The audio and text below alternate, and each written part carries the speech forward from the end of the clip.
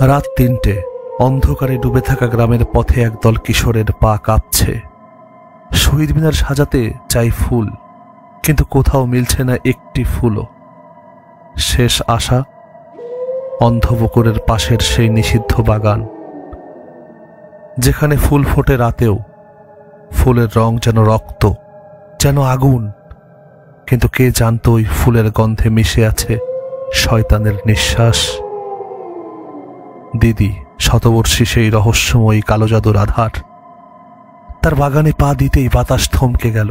ফুল তুলতে গিয়েই টের পেলাম শিকড়গুলো যেন শক্ত হাত আমাদের গলা চেপে ধরেছে। আর তখনই পেছনে শোনা গেল ঠুটো জুতোর শব্দ। দিদি দাঁড়িয়ে আছে, চোখ দুটো লাল অঙ্গার। যে তিনজন ফুল তুলছিল তারা হঠাৎ পাথর হয়ে গেল, নিথর, নিষ্প্রাণ। ক্ষমা চাইলাম, কিন্তু ক্ষমা চাইলেই কি ক্ষমা হয়, বা ক্ষমা করলেই কি সব শেষ? ফিরে এসে দেখি শহীদ মিনারে ফুল সাজানো, কিন্তু ওই ফুলগুলোকে আমাদের সঙ্গে করে নিয়ে এসেছিলাম আমরা, নাকি দিদি পাঠিয়েছে?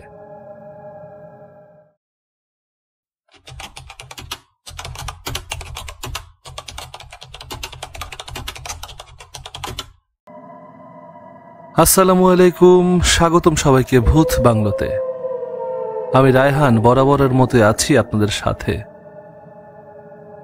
যারা আমাদের চ্যানেলে নতুন যুক্ত হয়েছেন তাদেরকে বলি, ভূত বাংলো সেই জায়গা যেখানে আমরা আপনাদের পাঠানো বাস্তব ভয়ঙ্কর ঘটনা শুনিয়ে থাকি। তাই যারা এখনো সাবস্ক্রাইব করেননি, প্লিজ সাবস্ক্রাইব করে নিন, পাশে থাকা বেল আইকনটি বাজিয়ে দিন। আর ভিডিও ভালো লাগলে লাইক, কমেন্ট, শেয়ার করতে ভুলবেন না।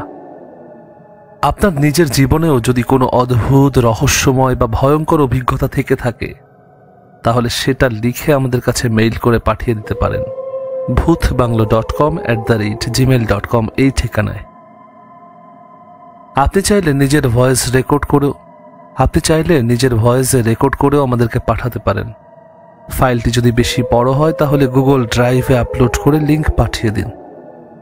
আমাদের আজকের ঘটনাটি পাঠিয়েছেন আমাদের একজন শ্রোতা, যার নাম CM রোজ। ঘটনাটি শুধু ভয়ঙ্কর না, রীতিমতো গা শিউরে ওঠার মতো। তাহলে চলুন দেরি না করে শুরু করি আমাদের আজকের ভয়ানক ঘটনা।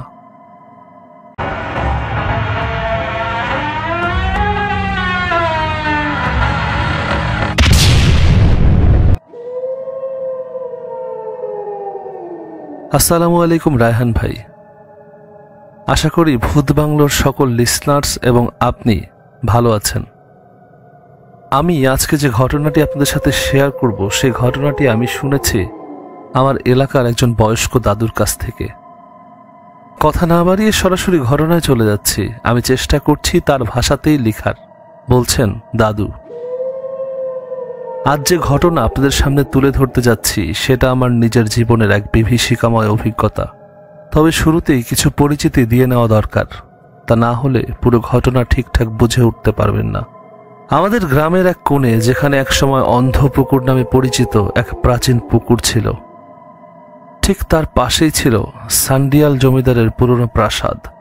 ব্রিটিশ আমলের শেষ দিকে জমিদারেরা দেশ ছেড়ে চলে যাওয়ার সময় তাদের সেই বিশাল জমিদার বাড়ির দেখাশোনার দায়িত্ব দিয়ে যান ওই বাড়িরই একজন দাসীর হাতে। ওই দাসীর বয়স তখন কত ছিল সেটা আমি আসলে জানি না, কিন্তু আজও সে জীবিত, আর তার বয়স 100 বছরেরও বেশি। আমরা গ্রামের ছেলেরা তাকে দিদি বলেই ডাকি। এক রহস্যময় অভেদ্য চেহারার মানুষ দিদি, যিনি কালো জাদুতে মোটামুটি বেশ পারদর্শী। দূর দূরান্ত থেকে মানুষজন আসছেন তার কাছে। কেউ সন্তান চায়, কারো সংসারে অশান্তি, কেউ আবার ব্যবসায় ধস ঠেকাতে চায়। সব সমস্যারই নাকি সহজ সমাধান আছে তার কাছে। আর আশ্চর্যের কথা, অনেক ক্ষেত্রেও নাকি তার কাজে ফলও হয়। এক সময় আমার সঙ্গে দিদির সম্পর্কটা খুব একটা ভালো ছিল না, বলা যায় আমরা মুখ দেখা দেখিও করতাম না। কিন্তু একটা অদ্ভুত ভয়ঙ্কর ঘটনাকে কেন্দ্র করে সেই সম্পর্ক এখন একেবারে পাল্টে গিয়েছে। কি হয়েছিল সেদিন, আর কেন আজও সেই স্মৃতি আমাকে রাতে ঘুমাতে দেয় না, সেটাই আজ আপনাদের বলবো। এবার সেদিনের ঘটনায় আসা যাক। আমার ছেলেবেলার কথা। আমাদের গ্রামের প্রাথমিক বিদ্যালয়ে তখনও স্থায়ী কোনো শহীদ মিনার ছিল না। প্রতি বছরের মতো এবারও আমরা প্রায় 15 থেকে 16 জন বন্ধু মিলে ঠিক করলাম 21শে ফেব্রুয়ারি পালন করব নিজেদের উদ্যোগে। আমরা সিদ্ধান্ত নেই নিজেরাই একটা অস্থায়ী শহীদ মিনার বানাবো। 20 ফেব্রুয়ারির রাত, চারপাশে নিস্তব্ধতা, কিন্তু আমরা তখনও কাজের মধ্যে ব্যস্ত। গ্রামের বিভিন্ন প্রান্ত থেকে কলা গাছ কেটে এনে আমরা মিনারটা দাঁড় করিয়ে ফেললাম স্কুলের মাঠে। হাতের কাজ শেষ হলে এবার শুরু হলো সাজানোর পালা। আর মিনার সাজাতে আমাদের দরকার হবে ফুল। আমাদের মধ্যে কয়েকজন বন্ধু কাছাকাছি কয়েকটা বাড়ি থেকে ফুল জোগাড় করতে বেরিয়ে পড়ল। কিছুক্ষণ পরে ওরা ফিরে এসে জানালো কোনো বাড়িতেই নাকি একটাও ফুল নেই। সবাই একেবারে চুপ হয়ে গেলাম। সকলের মন খারাপ, যেন এক অদৃশ্য অন্ধকার এসে আমাদের চিন্তায় গিলতে শুরু করলো। শহীদ মিনার সাজানো না গেলে এই পুরো আয়োজনটাই অর্থহীন হয়ে যাবে। আমরা ভাবছি কি করা যায়। হঠাৎ আমাদের মধ্যে একজন বন্ধু নিচু গলায় বলল, একটা জায়গায় ফুল পাওয়া যাবে, কিন্তু আমার মনে হয় আমাদের ওখানে যাওয়াটা ঠিক হবে না। তার কণ্ঠে এমন এক ধরনের সংকোচ আর ভয় ছিল যা মুহূর্তে আমাদের সবার দৃষ্টি তার দিকে আটকে দিল। কোথায়? আমি জিজ্ঞেস করলাম। সে মাথা নিচু করে শুধু বলল, অন্ধ পুকুর পাড়ের পাশে একটা বাগান আছে। জানোই তো কার? আমাদের সবার চোখ একসাথে ছায়ার মতো ঘন হয়ে গেল। ওই বাগানটা কার আর কেনই বা সেখানে যাওয়া ঠিক হবে না তা সবাই জানত, কিন্তু কেউ তখন মুখে আনতে চাইছিল না। শরীফ আস্তে করে বলল, ফুল পাওয়া যাবে অন্ধপুকুরের ওপারে, দিদির বাড়িতে। আমি অবাক হয়ে জিজ্ঞেস করলাম, দিদির বাড়ির কোন জায়গায়? শরীফ একটু চুপ করে থেকে উত্তর দিল, কালী মন্দির আর শিব মন্দিরের মাঝখানে একটা ফাঁকা জায়গা আছে, ওইখানে একটা ফুলের বাগান আছে, আমি নিজে দেখেছি, ফুলে ভর্তি। তুহিন তখন সন্দেহের সুরে বলল, রাতে ফুল পাওয়া যাবে তো? শরীফ একরকম নিশ্চয়তা দিয়ে বলল, হ্যাঁ অবশ্যই, আমি দিনে গিয়ে দেখেছি, সব একদম তাজা ফুল, কেউ তোলে না। শেষ পর্যন্ত আমরা কয়েকজন সাহসী বন্ধুরা মিলে ঠিক করলাম ফুল আনতে যাব। বাকিরা স্কুল থেকেই মিনারের চারপাশটা গুছিয়ে রাখবে। রাত তখন 3টা পেরিয়ে গেছে। ফেব্রুয়ারি মাসের কনকনে ঠান্ডা আর নিস্তব্ধ রাত, কিন্তু আকাশ ছিল পরিষ্কার। আর এক ফালি টান টান জ্যোৎস্না চারপাশের ধুলোবালি পর্যন্ত ধুয়ে মুছে যেন চকচক করিয়ে তুলেছে। আমরা হাঁটতে হাঁটতে একসময় পৌঁছে গেলাম সেই ফুলের বাগানের সামনে। সত্যি মাঠের মাঝখানে এক ফাঁকা জায়গা, আর তার ভেতর সারি সারি গাছ, সবুজ পাতার ফাঁকে ফাঁকে সাদা, হলুদ আর লাল রঙের ফুল। অদ্ভুত ব্যাপার হলো, রাতের বেলাও ফুলগুলো যেন অস্বাভাবিকভাবে উজ্জ্বল, প্রায় চোখে লাগার মতো। আর আশ্চর্যভাবে চারপাশে কোনো শব্দ নেই, না পোকামাকড়, না বাতাস, না কোনো কুকুরের ডাক। যেন সেখানে সময়টা থমকে গেছে। শরীফ চাপা গলায় বলল, এই যে বাগানটা তো এখানেই। আমরা কেউই মুখে কিছু বললাম না। ভেতরে একটা অজানা শঙ্কা জমাট বাঁধছিল, কিন্তু তবুও আমরা সবাই ধীরে ধীরে ফুল তুলতে এগিয়ে গেলাম। তুহিন আমাদেরকে বলল, আমরা 3 জন বাগানের ভেতরে যাব, আর তোরা বাইরে থাকবি। ওর কথা মতো তুহিন সহ 3 জন বাগানের ভেতরে প্রবেশ করলো, আর আমরা বাইরে থেকে দিদির ঘরের দিকে লক্ষ্য রাখতে থাকলাম, দিদি আবার বাইরে বের হয় নাকি। হঠাৎ আমার এক বন্ধু বলে উঠল, কালী মন্দিরের সামনে কেউ একজন দাঁড়িয়ে আছে। আমরা কালী মন্দিরের দিকে তাকাতেই দেখলাম দিদি অতি দ্রুত আমাদের দিকে এগিয়ে আসছে। আমরা প্রচন্ডভাবে ভয় পেয়ে বাগানের ভেতর থাকা বন্ধুদের ডাকতে থাকলাম, কিন্তু ওরা আমাদের ডাকে কোনো প্রকার সাড়া দিচ্ছে না। আমাদের মধ্যে এক বন্ধু চিৎকার করে বলল, পালা পালা। আমরা দৌড়াতে গিয়ে আবার থেমে গেলাম, কারণ তুহিনদের না নিয়ে আমরা এখান থেকে যাব না। আমরা আবার ফিরে আসি। ততক্ষণে ওরা 3 জন দিদির সামনে বসে আছে, কেউ কিচ্ছু বলছে না। আমাদেরকে দেখে দিদি রাগে বলতে থাকে, তোদের এত সাহস আমার বাগানে ফুল চুরি করতে এসেছিস? এখন কেমন লাগছে বল? কালকে আমি এলাকার লোকজনকে ডেকে বলবো তোরা আমার বাগানের ফুল চুরি করেছিস। আমি তুহিনের দিকে তাকিয়ে বুঝতে পারলাম ওদের অবস্থা খুব একটা ভালো না। প্রাণহীন মূর্তির মতো জড়সড় হয়ে বসে আছে তারা। চোখ দুটো শূন্য, যেন কোনো অনুভূতি নেই। মুখে একটাও শব্দ নেই, শুধু ঠোঁট কাঁপছে, শরীরে কোনো সাড়া নেই।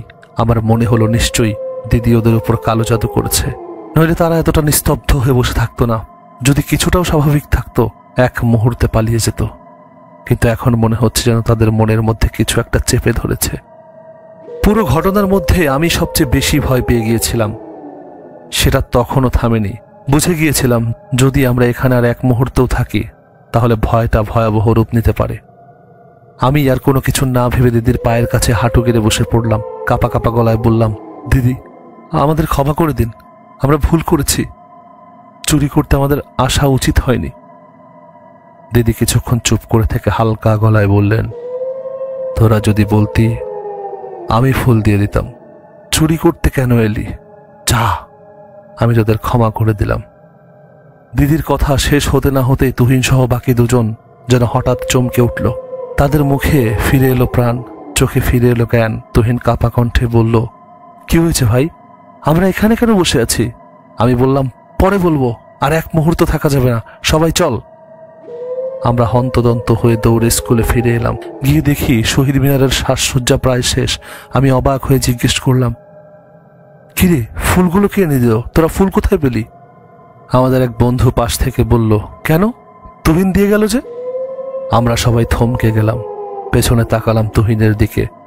সে তখনও আমাদের পাশে বসে হাঁপাচ্ছে। আমি বললাম, তুহিন তো আমাদের সাথেই ছিল, ফুল দিল কখন? কেউ আর কিছু বলতে পারল না। আমরা সবাই একসাথে চুপ করে গেলাম।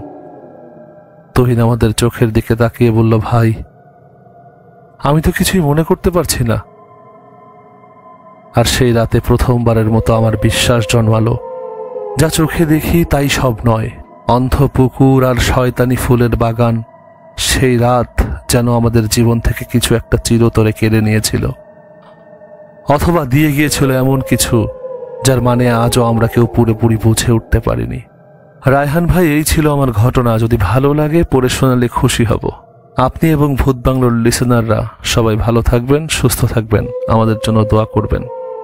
ডিয়ার লিসেনার্স, এই ছিল আমাদের আজকের ভয়ানক এবং রহস্যে ঘেরা ঘটনা, যেটা আমাদের পাঠিয়েছেন CM রোজ। যদি আপনার জীবনেও ঘটে থাকে কোনো অস্বাভাবিক, ভয়ের কিংবা অলৌকিক কিছু, তাহলে সেটি পাঠিয়ে দিন আমাদের ঠিকানায় bhutbanglo.com@gmail.com। চাইলে আপনি অডিও রেকর্ড করেও পাঠাতে পারেন। আপনার পাঠানো ঘটনাগুলোই হয়তো আমাদের পরবর্তী পর্বে জায়গা পেতে পারে। আমাদের চ্যানেল ভূত বাংলোকে সাবস্ক্রাইব করতে ভুলবেন না। লাইক, কমেন্ট, শেয়ার করে আমাদের পাশে থাকুন। পরবর্তী শুক্রবার ফিরে আসছি নতুন আরও একটি অন্ধকারে ডুবে থাকা ঘটনার সাক্ষী হয়ে। ততদিন ভালো থাকুন, সাবধানে থাকুন। অন্ধকার ঠিক কখন ঘিরে ধরে কেউ জানে না।